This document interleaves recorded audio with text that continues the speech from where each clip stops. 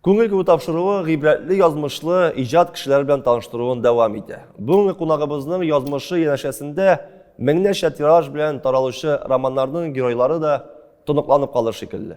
Татарның моңын, урысның кыюлыгын, әтисенең йомшаклыгын, әбисенең кырыш холкын үзенә җыйган Марсилия тапшыруыбызда кунакта. Ничек килеп җиттегез, Марсилия? Исән саусыз? Исәнмесез, Аллага шөкер, әйбәт кенә килеп җиттек. Шаллы Казан арасы. Димәсәң, бик күңелле итеп сөйләшеп, серләшеп килеп җиттек. Аллага шөкер. Шаллы белән Казан арасы мен калса инде артык ерак түгел хәзерге вакытта. Шулай. Юллар әйбәт. Бик зур рәхмәт вакыт табып килгәнегез өчен. Ничек сезгә көз дип сорыйм иң беренчеләрдән? Көз матур булды инде ул быел көз. Бик матур. Бу фасыл матур булса шай. Менә шушы алтын көз, кояшлы, яңгырлы, моңсу көннәрне минем характерыма туры килмәй. Бик нишлисең инде табигатьнең теге ямьсез чагы юк диләр. Но мин табигатьнең матур, кояшлы вакытын күбрәк яратам. Бик яхшы. Әйдәгез алданып килешеп куйык. Мин сезгә әңгәмә барышында Марсилиттән дәшермен һәм инде паспорттагы шикелле Елена исеме белән дә мөрәҗәгать итәрмен. Үзегезгә кайсы күбрәк якын дип сорыйм. Марсилия дип инде мине күп еллар әйтәләр. Бу псевдонимны алганга бер 15 елдан артык. Шуңа күрә бу исем миңа якын, үзем сайлап алган псевдоним. Марсилия Марсил минем әтиемнең исеменнән алынган, әтием мәрхүм, аның якты истәлеген алдым мин бу псевдонимны. Шуңа күрә Марсилия дип эндәшсәгез, миңа күбрәк ошый. Бик яхшылайса. Шулай килештек. Килештек. Әйдәгез, әңгәмәне бик тирәнтен сораудан башлыйм әле. Җыр сезнең өчен нәрсә ул? Җыр ул бер караганда менә гади генә сорау кебек әйеме. Җыр ул минем бер өчен менә табигать. Табигатьнең матурлыгы, кош сайраулары. Ул минем күңел халәтем, ул минем борчулы чакларым. Ул шушы дөньяда булган кайбер проблемаларда килеп чыга, шул халәттә ул җыр минем өчен. Җыр ул минем бөтен барлыгым, ул минем тормышым и яшәүемнең мәгънәседер дә дип уйлыйм, балаларымнан тыш. Тавышыгызның яхшы булуын, җырларга сәләтегез барлыгын качан тойдыгыз? Качан менә башыгызга китереп сукты? Аха, сәләтем бар бит минем, нигә җырламаска? Нигә үз моңымны тамашачыларга бирмәскә дигән сорау качан килеп туды башыгызга? Мин инде теге барлык җырчылар да мин кичкенәдән үк җырлый идем дип әйтәләр. Мин дә шушы нидән ярак түгел. Мин бит инде әби белән үстем, апалар кайталар иде дә урындыкка бастырып табуретка дибез инде мине җырлаталар иде. Мин ул вакытта җырчы булырга да уйламадым. Бик әлбәттә бәләкәй чакта кыюрак идем әле мин. Вакытта бер анымын аңламыйсың бит инде. Менә шунда мин хәзер нинди җырлар җырлаганымны хәтерләмим. Җырлатып, кул чабып, менә шулай итеп, шуннан мин әкрен укый башлагач аңладым миндә җыр сәләте барлыгын. Җыр сәләте барлыгын иң беренче күреп алды.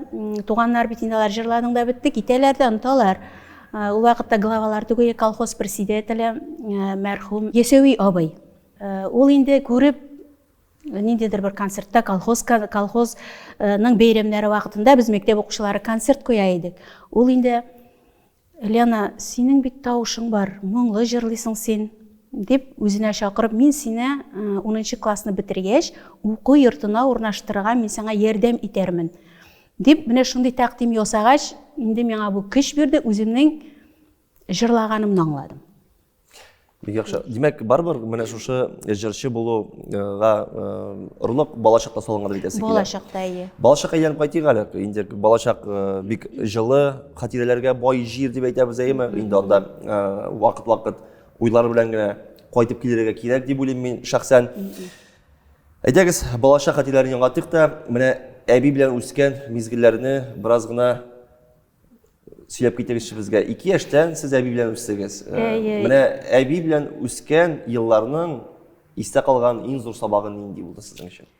Әби белән үсү бер үзенчәлекле балачак булды инде ул. Минем әби менә авыл җирләрендә була бит әле бик усал, бик теге ничек дип әйтим, бик көчле характерлы, акыллы да, менә шундый әбиләрнең берсе иде минем әби. Ул бик тавышлы да иде. Ул гел кычкыра иде. Мен нәрсә кычкырганды аңламый идем, гел кычкырып йөри иде ул. Әле ул булай гына түгел, ул теге элекке әбиләр сүгенә бит әле, теге кат матур итеп, кат итеп. Менә шулай итеп сүгенеп сөйләшә торган иде минем әби. Мин шул иеләнгәнем ул кычкыруына да, сүгенүенә дә шунда. Әби белән кызык хәлләрдә буладыр инде. Мин бер дә аңа борчылып та йөрмидерем. Ул бит миңа гына түгел, ул гомумән шундый халыклы кеше әбием минем. Иде мәрхүм. Үз балаларына шулай кычкырган инде. Шунысы гына кызык хәл истә калган. Элек бит пиш инде.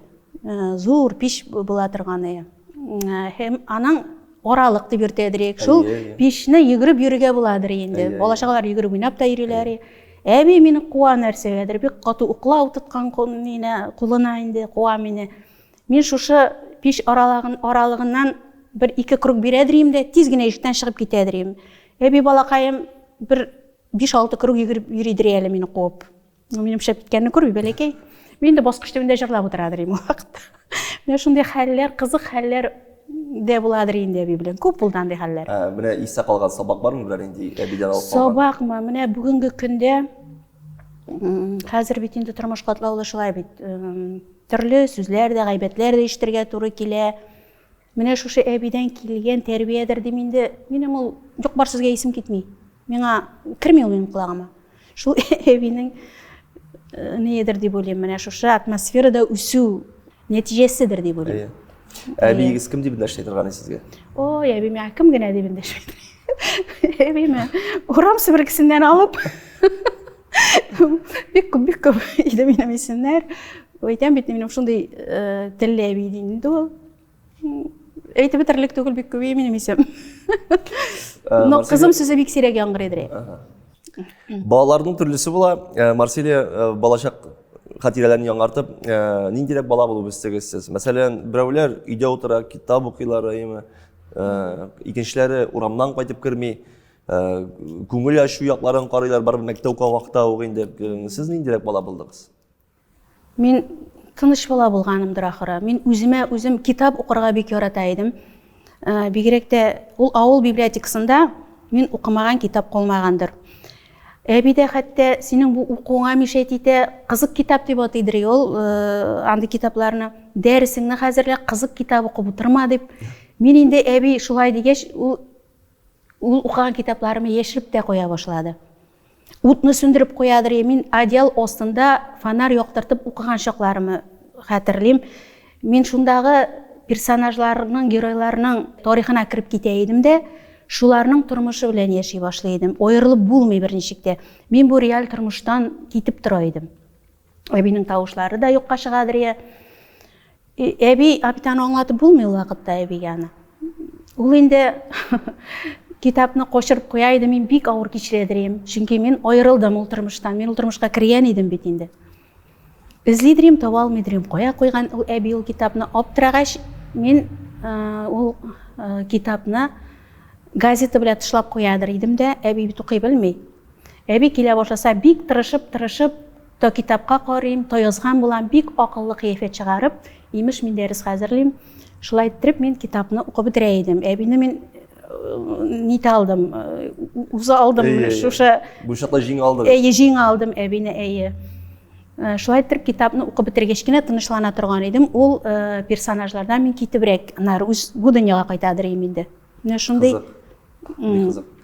Әби гадәттә бит инде әбиләр өйрәтәләр, менә бу эшкә дә, теге эшкә дә, ашлу эшенә дә, кул эшләренә дә шигүләр, бәйләүләр, менә әбиләрдән сезгә күчтеме, юкмы?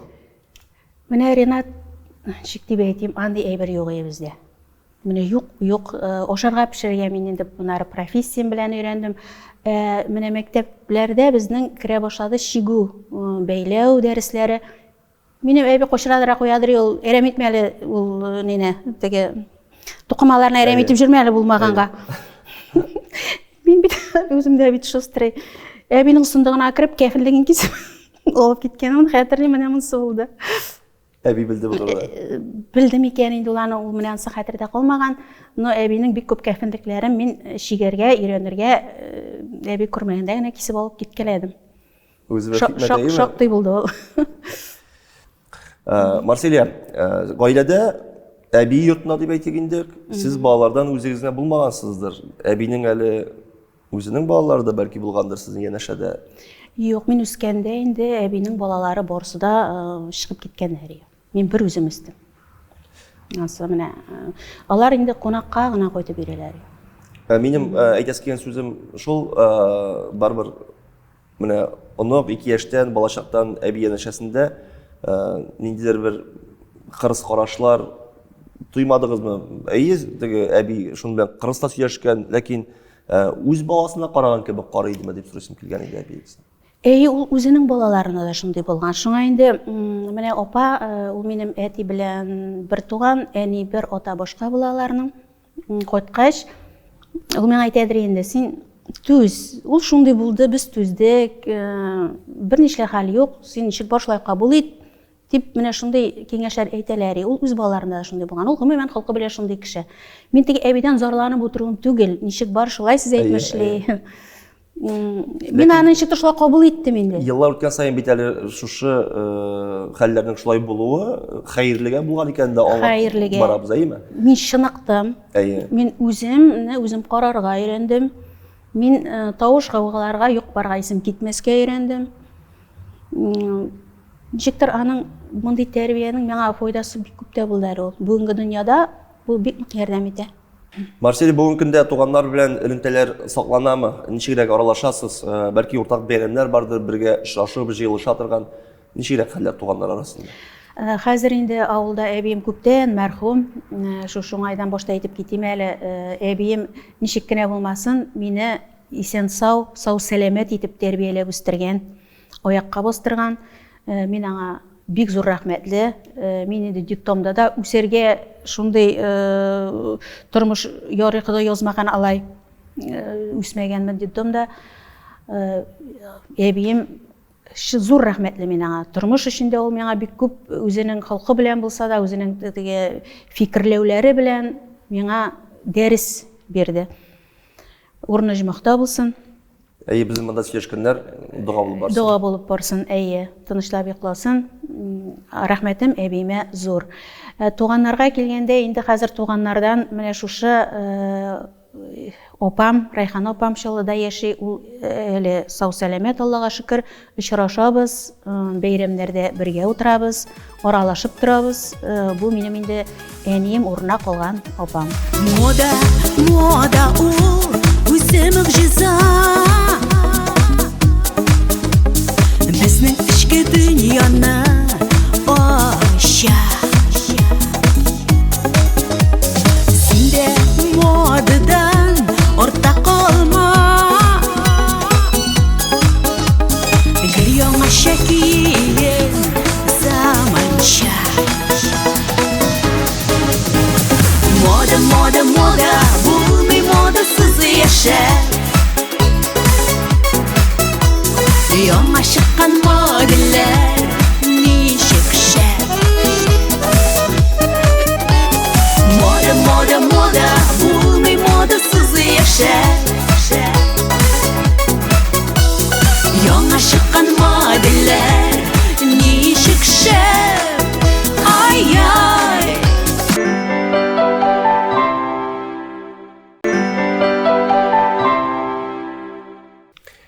Марселия, без инде тапшыруыбыздың башында ук әйтеп киттек, гыйбрәтле язмышлар дидек, бәлки чираттагы сораулар күңел яраларыгызны да яңарту булыр. Алай булса инде алдан гафу үтенеп куям. Әти белән әнинең аерылышуын ничек кичердегез менә кичкенә бала буларак? Алар минем күз алдында аерылышмадылар. Мин әниемне исән килеш бер генә тапкырда күрмәдем. Мин аның фотографиясын гына күргәнем булды. Әтием инде минем пирем ягында, ул офицер, военный кеше булган инде ул. Офицер булып эшләгән, хезмәт иткән шунда, әнием белән танышканнар. Шундан инде мин туганмын. Ул бит инде әни минем рус милләтеннән булган. Ничек дип әйтим, ул дөресе шулай, ул әзрәк теге салыштыргалаган инде. Шуңа инде әти минем алып кайтып киткән әбигә мине. Шуннан соң мин әнине инде аны хәтерләмим, аны күрмәгәннәр. Менә аерылышы шул булгандыр инде уларның. Әтиегез менә әнине алмаштыра алдымы дип сорыйм. Әти, менә мин гомумән әби белән үстем. Әти ул минем гел укуда булды, ул Казанда укыды. Ул әти гел тормады иде. Ул читтә булды гел. Ул улыгайгач пенсиягә чыккач кына кайтты авылга. Инде мин ул вакытта авылдан чыгып киткән идем. Шуңа күрә мине гел әбием тәрбиясендә генә үстем мин. Әтиегез белән аңлатайдымы менә әни булмауны? Әтигә хәтле әби аны аңлатып бетергән инде бөтен эшкәлекләре белән бергә. Әти инде анда аңлатырга берәр дә алмаган иде. Әниегез урыс милләтеннән бит инде. Сез татар мөхитендә тәрбияләнгәнсез. Шын татар мөхитендә. Үзегезне белештерә башлаган вакытта татарлык белән геннарда рус каны булу үзара тарткалый башламадымы төрле якларга? Менә тарткалый башлаганын менә шушы Чаллы шәһәренә килгәч апам кунакка алып килде. Бәйрәмдә Чаллыга без ул вакытта озын ак шарф модада иде. Миндә апам әйтә, менә минем дә шундый шарф киесем килә. Мине алып китте базарга. Шул базарда мин жыр уйный. Течет река,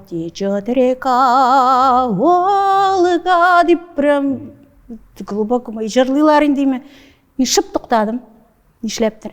Әле сүзләрен аңламыйм. Туктадым да, апам әйтәм, тукта әле, матур җыр бит, монда тыңлыйк әле. Ул инде менә шунда мин уйладым, геналардыр бу дип уйладым инде. Менә шул җырны мин тыңлап торып, аннары соң гына апам белән киттек шарф алырга.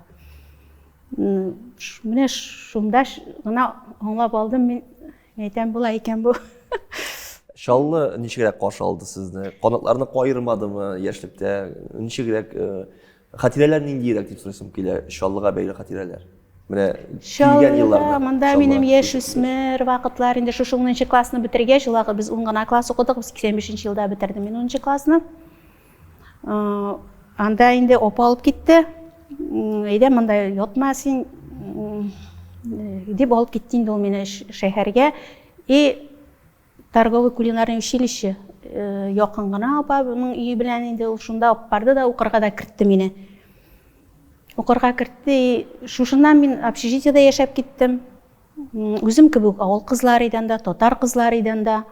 Мин анда кыерсытулар да күрмәдем. Нәкъ минем кебек кызлар иде. Бергә шунда 2 ел мин анда укыдым.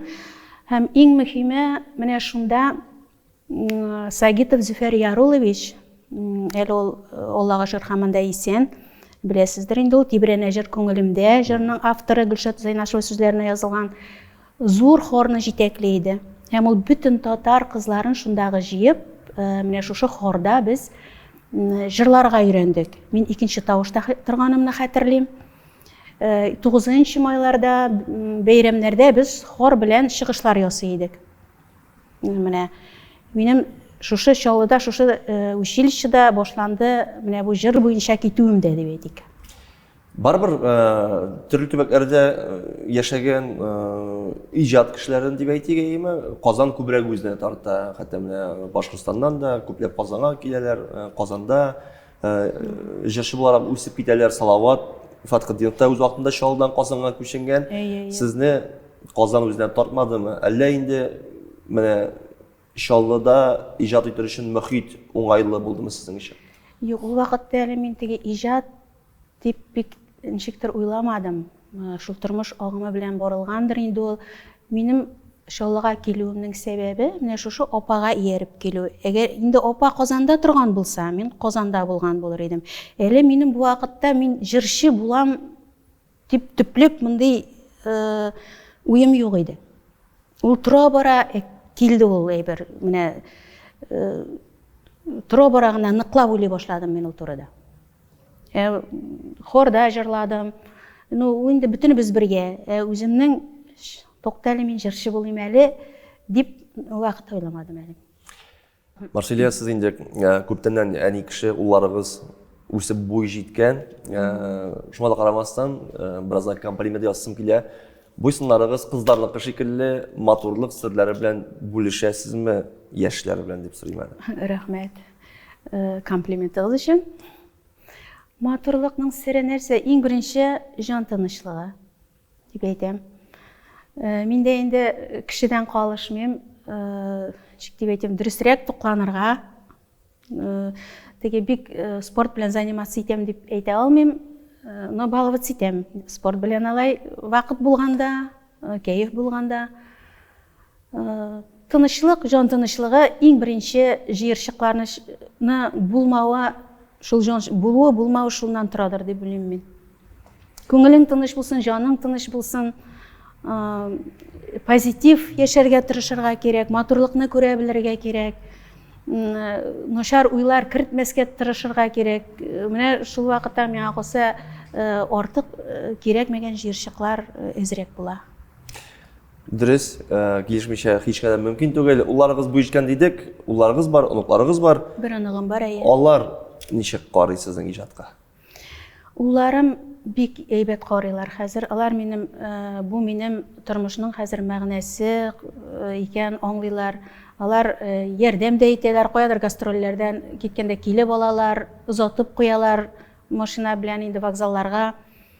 Улларыма бик рәхмәтле. Мин тормышта минем шул зур куанычым тагында күңел тынычлыгы минем балаларымның миңа борчу китермәүләрендә, үз юлларын үзләре табалар, үз көннәрен үзләре күрәләр. Аларның ниндидер проблемасы килеп чыкса да, мин иң ахырдан беләм. Алар аны үзләре уже шишеп, үзләре бөтен проблеманы хәл итеп, мин инде аны ахырдан гына ишетәм. Алар аны звонок та ясамыйлар. Инде мин каякта шуланып та куям, нигә әйтмәдегез аны миңа дим. Алар борчымыйлар мине. Җыерчыкларыгыз әзрәк булсын дип тырышалар. Бәлки шулайдыр. Юк, аннан түгел, алар бездән ничектер шулай куелган. Дөрес тәрбия димәк. Тәрбия булды микән инде ул, мин инде күбрәк бит гастрольләрдә йөрдем. Шуңа сорыйсым килгән иде. Тәрбия дигәннән сез бит инде гел юлда, артист кеше гастрольдә, балаларны тәрбияләү вазифасы кемгә йөкләнеп кала иде? Менә шул турыда мин инде бик 2007 елдан алып 2015 елга хәтле гел менә бу Татарстаннан, Башкортстаннан еракта яшәүче татарларыбызга, бу Омский, Томский, Красноярский, Камчатка, Владивосток, менә шушы якларда без ел сайын чыгып сольный концертларны бирә идем мин. Бер 3 кеше, 4 кеше җыелып чыгып китә идек. Без чыгымнар үзебездән. Шундый төбәкләрдә буладыр. Ел вакытта әле конгресс артистлар җибәрмидер бәйрәмнәргә. Гомумән бер генә татар концерты булмаганда төбәкләр булды. Без шунда Казакстан, Киргизия якларына, менә Каракыл шәһәрендә, Каракүл инде ул татар концертлары гел килмәгән иде ул вакытларда менә. Ничә микән? Ел сайын чыгадыр. Январь айларында чыгып китә идек без, март айларында кайтып керә идек. Гел елда балалар әлбәттә мөстәкыйль булып үстеләр. Вакытта әле ирем исән иде. Ирем инде менә бу җырга баштарак каршы иде. Ул бит өйләнгәндә мин торговый кулинарный училище бетердем, поварга өйләндем дип өйләнде. Монда артист барлыкка килде. Башталарым белән килешеп бетә алмады. Но инде азрактан Марсилияны бәреп үтәргә мөмкин, Наҗардан туктатырга мөмкин түгел икәнлеген аңлагач, ул инде килешергә булды бу хәл белән. Шулай булыша башлады, озатып куя, каршы ала. Балалар ничектер мөстәкыйль булдылар алар. Мәктәпкә аларны, мәктәп ерак түгел, ишек алдында гына үзләре баралар, үзләре киенәләр. Инде апам булышты. Ашарларга менә пешерергә, бит инде узак йөргәч ир-затлар үзләре генә булгач пешерергә кирәк. Хәзердә менә бүгенге көндә дә балаларга бу шулай булып калды микән? Инде алар ничектер мөстәкыйль. Ничек уйлыйсыз? Сезнең балачагыгыз күңеллерәк үттеме? Әллә инде сезнең балаларыгызныкымы? Әлбәттә балаларныкы. Безнең нәрсә инде ул? Мин инде урамда күбрәк бер саргайган радио бар иде. Анда 2 канал, берсе русча, берсе татарча.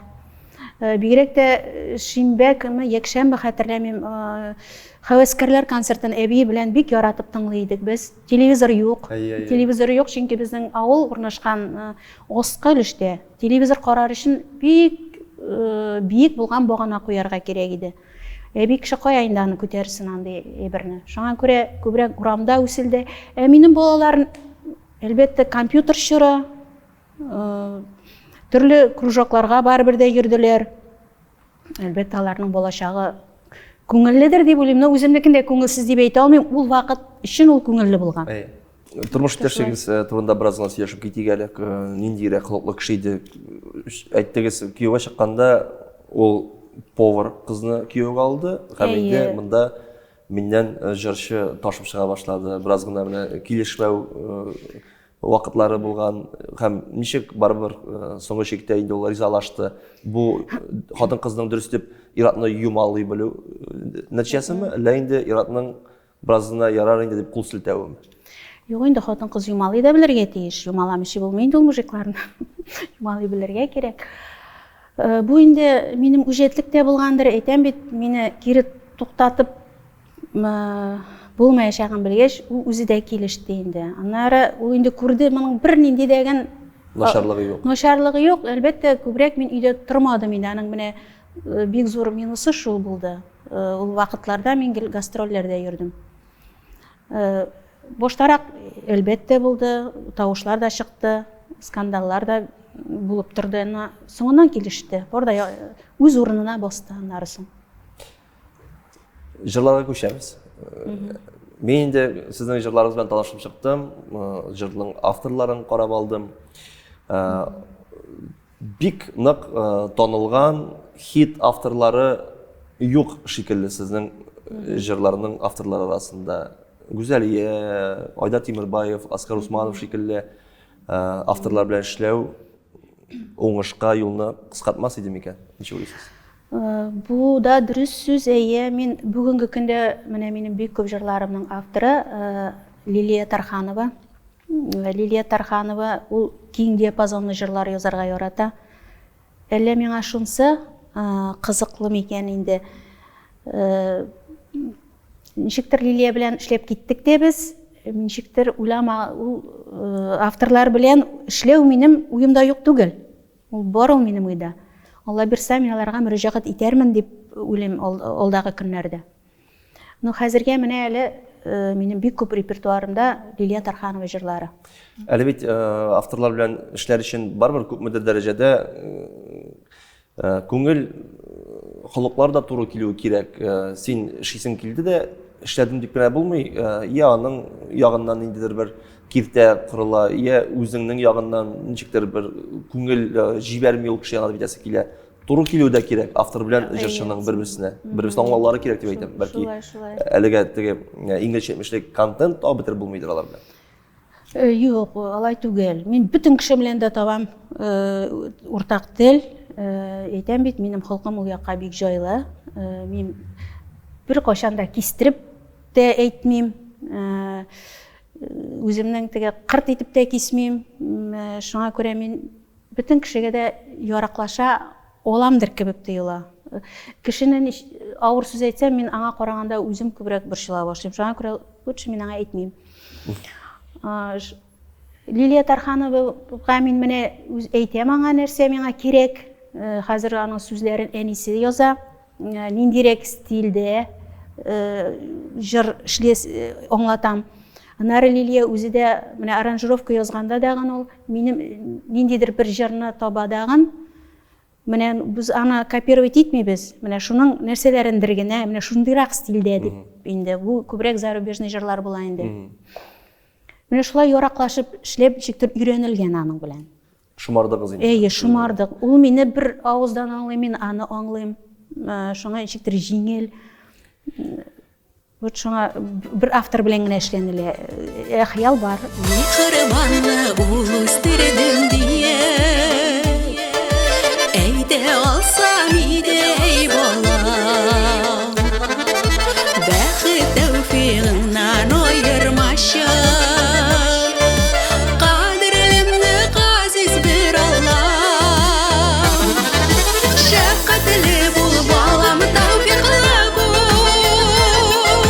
Яхшылыкта булсын күңелең. Намус белән яши белсәң генә.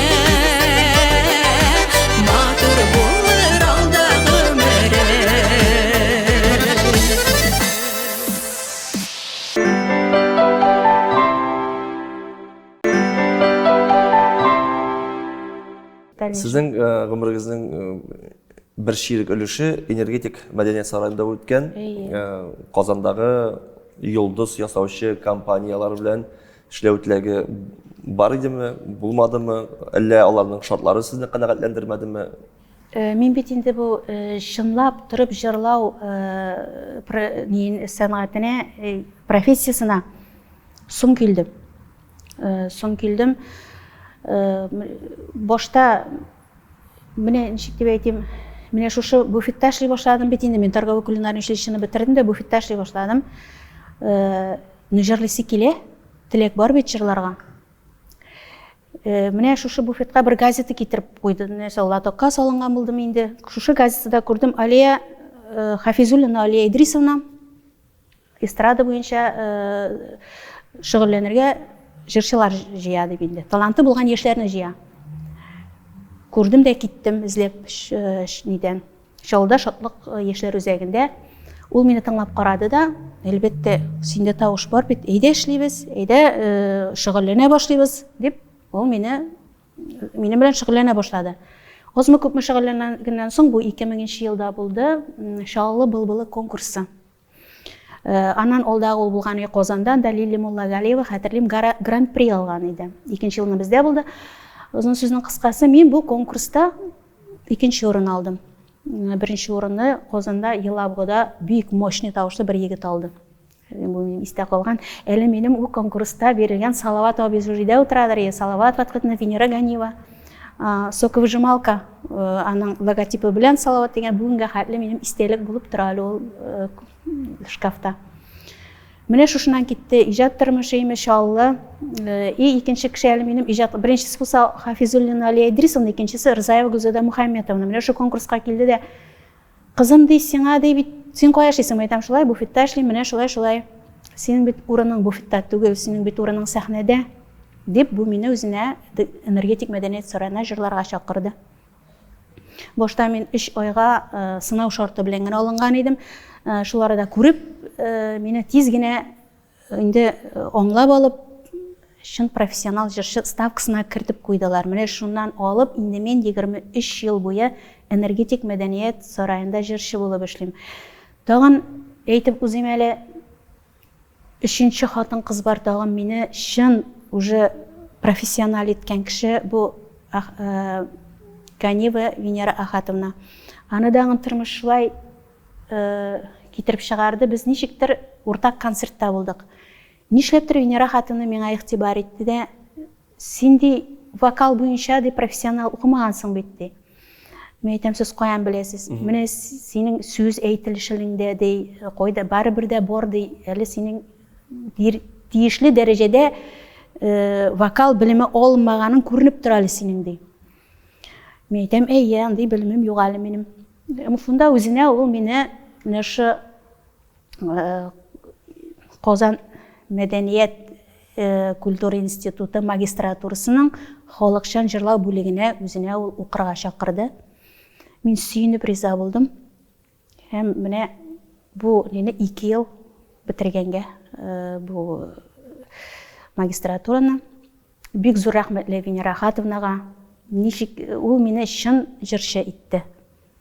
Шын сәнгатьне аңлатты, шын җырлау нишкәлекләренә, киенү, зәвык, зыялы дигән сүзләрнең төшенчәсенә барсына да ул өйрәтте. Әйтегез, алабыз менә шу кулинарияда эшләгән периодны һәм инде җырчы булып киткән чакларны тормыш кискен үзгәрдеме, әллә инде артык, әллә инде үзгәрешләр булмадымы? Ул әкрен генә баргач, мин аны кирип киткәнен башта аңламыйча да калдым. Менә Алия Идрисовна белән бит инде без әле 1 ел, хәтта 2 ел мин анда шөгыльләндем. Бу шушы азбука булгандыр инде. Җыр, сәхнә, микрофон, азбука алдым мин монда. Ну менә шушы буфеттан әлбәттә энергетик мәдәният сарайына күчү бу инде монда инде аерма сизелде. Җырчы булгач, тәнкыйть сүзләре дә ишетергә туры килә, мактау сүзләре дә, мактаганнарын яратасызмы үзегезне?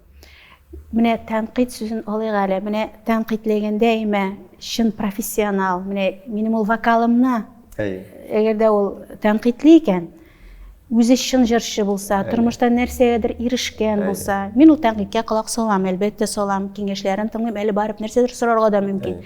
Әгәр дә инде ул бу сыйфатларга ия булмаса, минем әбидән килгән гадәт бар бит, мин колакка керми ул. Керми ул, мин аны ишетмим.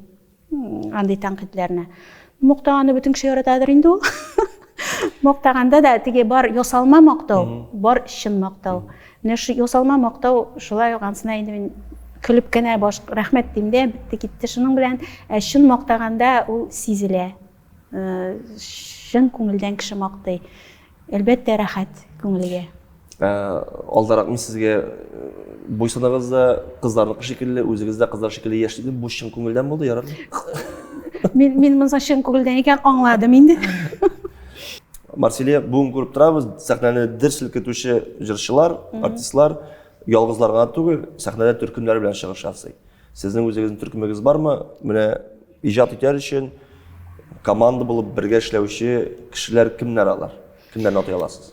Булай гел бергә эшли торган төркем димим. Менә әле 28 сентябрь көнне мин Нижнекамский шәһәрендә үземнең зур итеп юбилей концертымны уздырдым. Менә бүген минем белән килде Шаллы драма татар театрында эшләүче Татарстанның атказанган артисты Алсу Хәбетдинова.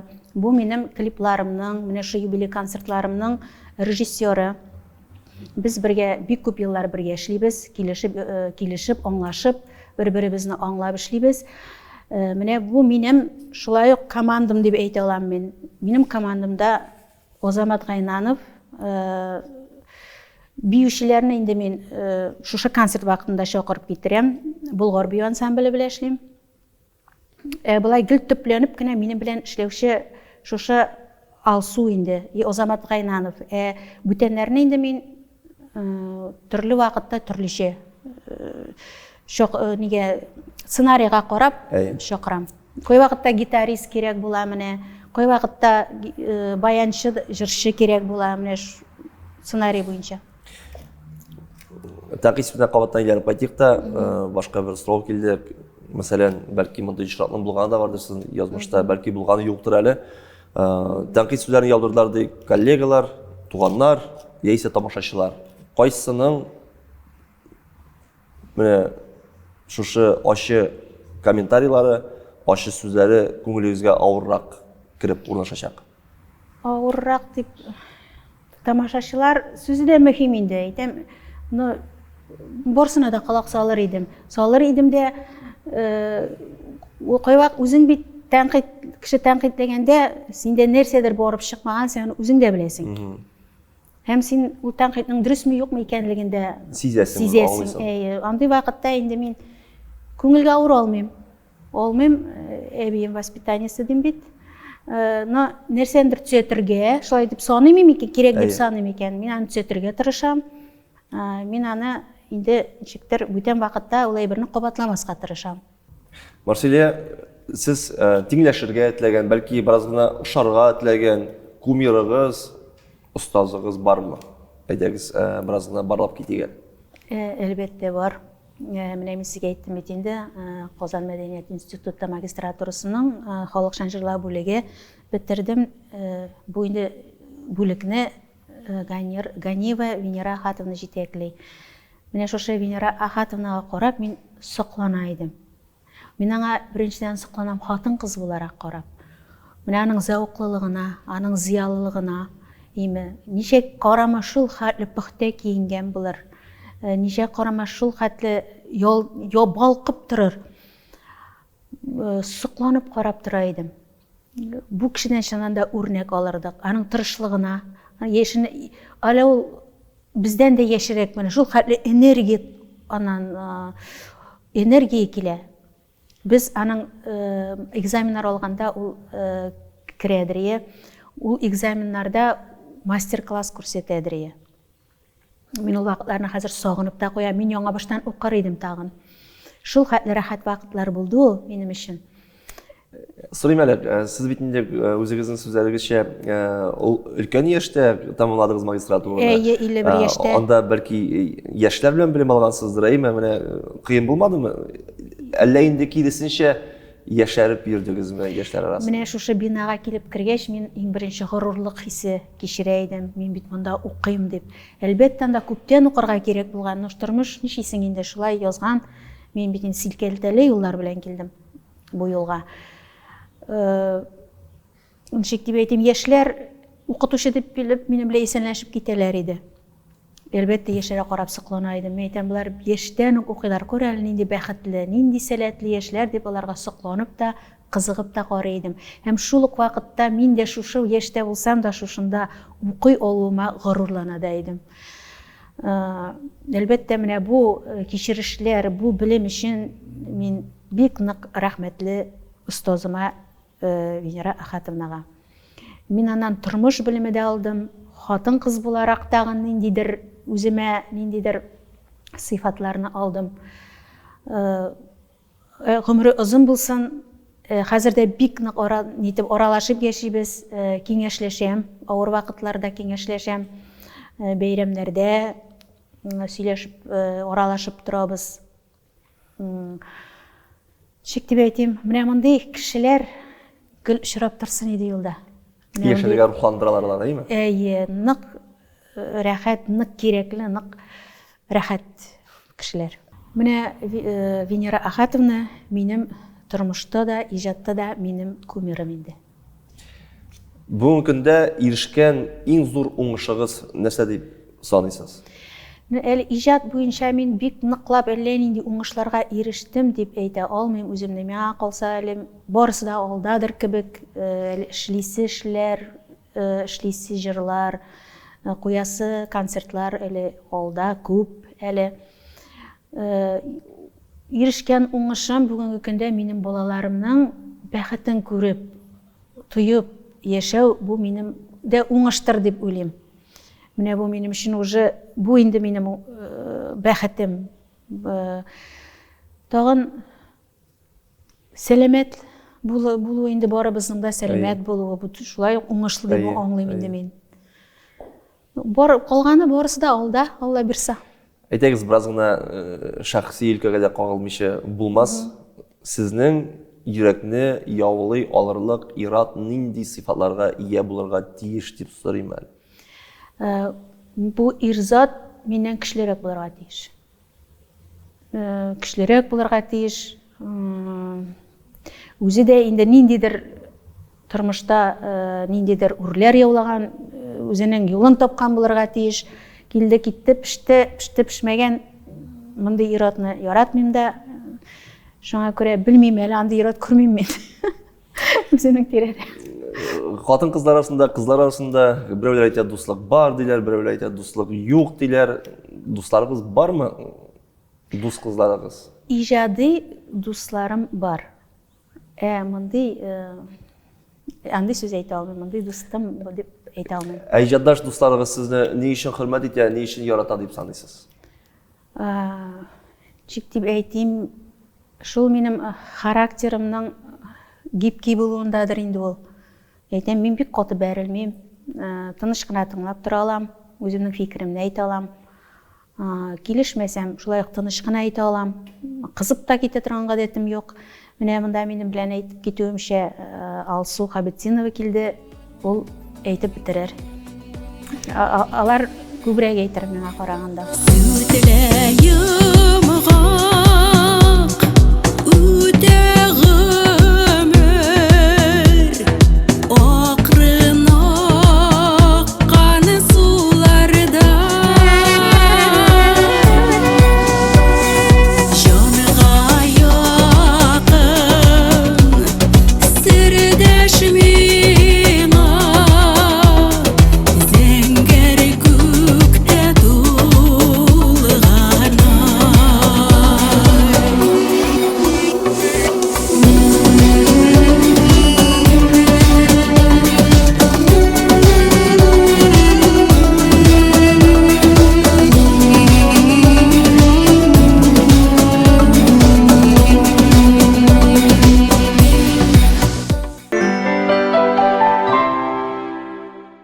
Бездә бүген шулай кунакта Марселия безнең клиплары һәм концертлары режиссеры Яршаллы Татар дәүләт драма театрының атказанган артисты Алсу Хабетдинова. Алсу турыдан-туры бәреп сорыйсым килә, ни өчен эшләргә булдыгыз? Нәкъ менә Марселия белән җырчылар бик күп татар арасында, җырларга теләк белдерүчеләр дә шактый. Ни өчен Марселия? Нинди сыйфатлары белән үзенә җәлеп итте сезне? Марселия белән без беренче тапкыр гастрольдә таныштык. Виталий Агапов группасы белән Бакалыга чыгып киттек. Мин алып баручы буларак, ул җырчы буларак. Ул вакытта әле ул яшь кенә, бер кыюсыз гына сәхнәдә беренче адымнарын ясый торган бер яшь ханым иде. Әле аның кәефе дә юк, нәрсәгәдер борчыла. Мәйтәм, Марселия, нәрсә булды, нигә болай йөрисең ди. Менә мин гастрольгә чыгып киткәндә ди, ирем әйтеп калды, гастрольгә чыгып китсәң, үзем белән бер нәрсә эшлим китмә дип. Мин чыгып киттем ди. Менә мин ди гастрольне сайладым ди, сәхнә тормышын, шушы дөньяны сайладым ди. Мин кайтканчы исән сау гына торса ярар ди дип шулай борчылып йөри. Аннары сәхнәгә чыккач та сәхнәдән чыккач Виталий Васильевич аңа замечаниялар ясый. Син үзеңне киеренке тотасың, син тавышыңны биреп бетермисең, иркенрәк бул, халык белән аралаш, үзеңне аш, рәхәтләнеп җырла дип. Шуна Марселия тегеләй дә әйтеп карый, булай да әйтеп карый, син ди басып тор ди сәхнә кырыена, басып тор ди, карап тор ди. Бу чыгышымны икенче көнне әйбәттән әйбәт менә шулай әкрен генә ачылып китте. Шушы гастрольдә без аның белән якынайып киттек, дуслар, бер караватта йокладык, бергә мунча кердек. Менә шулай фикерләр бергә туры килде, идеялар бер төрле, менә шулай якынайып киттек. Алсу ханым, клипларга ничек кирип киттегез? Ничек Марселияның клипларын режиссировать итәргә дип әйтик, русчалатып алындыгыз? Бердән бер көнне Марселия миңа шылтырата. Алсу, менә шушы яңа җырым бар. Көттермә дигән җырым ди. Әйдә ди шуңа клип төшергә әле ди. Минем клипта төшергәнем юк. Ярый иде очрашыйк. Килде, җырын тыңлатты, матур гына җыр. Минем инде күз алдыма ниндидер клип сюжеты килде. Ничек төшерергә? Ул вакытта әле безнең видеооператорлар да күп түгел бит. Каяндыр эзләп таптык. Минзәләдән бер видеооператор шылтыраттык, моңа кил әле, клип төшерәсе бар дип.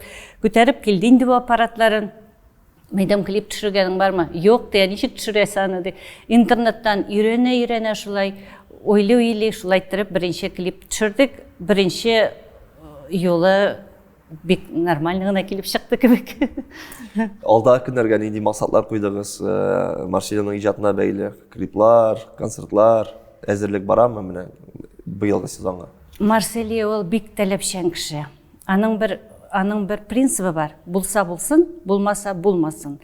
Һәрбер номерын эшләгәндә, һәрбер концертын эшләгәндә бик җентекләп барабыз. Һәрбер номерына ниндидер бер тәмле җирен табарга тырышабыз. Ул ниндидер кабатланмас бер хәрәкәтме, костюмнардамы ниндидер. Хәтта без сәхнәгә бер номер өчен Казаннан драма артистларын, күренекле шәхесләрне дә чакыртып китерткән бар. Ул яктан да Марселия белән эшләргә бик якын. Аның тагын бер яхшы бер ягы, кеше аның белән эшли икән, ул хезмәт хакын тулысынча алырга тиеш. Кайбер кешеләр ярар бүтән биребез, башка вакытта күчеребез, менә хәзер менә моны алып торыр, өстәрбез дип кайбер кешеләр шулай эшлиләр. Ә Марселия андый түгел. Аның концертына килеп эшләделәрме, аның номерында катнаштылармы, үзенә аның акча калмаса калмасын, үзенә булмасын, тиешенчә ул эшләгән, ул семьясының янына киткән, ул минем күңелемне күреп килгән дип кешеләргә тиешле хезмәт хакында бик яхшы итеп түли белә. Менә бит нинди ашыклыклар, әйеме? Рәхмәт бик зур. Бик күңелле, бик желание булды. Алга таба да инде менә шушы союзыгыз югары үрләр яуласын дип теләп кала. Амин. Карагыз әле, бераз гына фантазияга биреләбез дә дөнья күләмендә берәр шәхесне кичке ашка чакыру мөмкинлеге булса, кемне чакырыр идегез һәм табында нинди ризыклар булыр иде, нинди ризыклар белән сыйлар идегез сез бу кешене? Мин рус артистларын шулай тыңларга яратам бит инде. миңа бик ошый Пелагия. Менә шуны чакырып, татарча бәлеш пешереп, рәхәтләнеп сөйләшеп утырыр идем. Миңа калса сез Пелагия белән очрашсагыз таңга утырыр идегез. Утырыр идек. Менә ул миңа ошый, аның иҗады да ошый, җырларын да яратам. Үзе дә хатын-кыз буларак янып тора бит инде ул, үзе дә ошый. Сез инде социаль челтәрләрдә үзегез аккаунтыгызны актив алып барасыз. Бер сорау бирәсе килә. Бүгенге әңгәмәбез миңа калса инде пост буларак сезнең битегезгә кереп урнашыр. Менә шушы пост астына нинди комментарий язып куярсыз микән сез? Күңелле мизгелләр. Күңелле мизгелләр. Иҗади мизгелләр. Иҗади күңелле очрашу. Әйе. Шулай. Һәм Марселия бүгенге әңгәмәбездә соңгы сорау, сез бәхетлеме һәм бәхет сезнең өчен нәрсә ул? Әлбәттә, мин бүгенге көндә үземне бик бәхетле хис итәм. Иң беренче, менә миңа тормыш 2-5 куйды бит инде. Мин сау сәламәт сезнең янда матур итеп чыгыш ясап торам. Тамашачыларым алдында матур итеп чыгыш ясый алам. Әлбәттә, минем балаларымның сау сәламәт булуы, аныгымның булуы, аларның бәхетен күреп яшәү, яраткан эшем булу, яраткан стозларым булу, алар белән менә әйтеп киттем бит инде.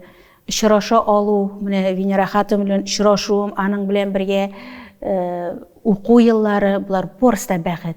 Менә шушы вак әйберләрдән бер зур бәхет җыела торгандыр инде ул. Мин бик бәхетле бүгенге көндә.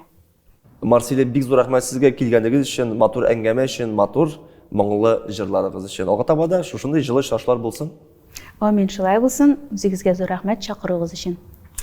Хөрмәтле тамашачылар, сезнең белән төгәл бер атнага саубуллашабыз. Әйдәгез әле, үзебезнең бәхетле икәнебезне аңлап яшәсәк иде.